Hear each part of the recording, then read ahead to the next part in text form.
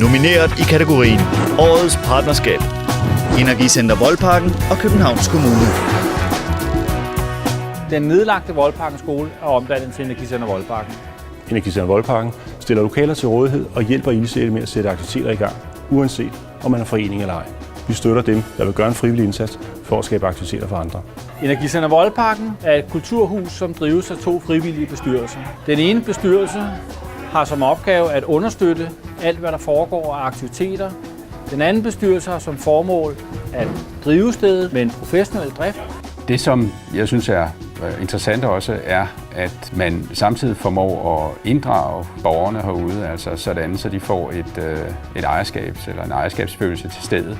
Energicenter Voldparken byder nogle fantastiske muligheder for os som spejdergruppe. Vi har mulighed for at være inde og have et sted, hvor vi kan have vores ting i tørvejr, og så at bruge det som afsæt for nogle fantastiske aktiviteter udenfor. Det er spændende, og det er fedt at bo et sted, hvor der er nogen, der tager nogle initiativer, og jeg hører rigtig mange, der siger, ej, hvor er det fantastisk, at I gør det her arbejde. Vi er jo efterhånden 60 foreninger her på Energicenter Voldparken, så Energicenter Voldparken, det er for alle.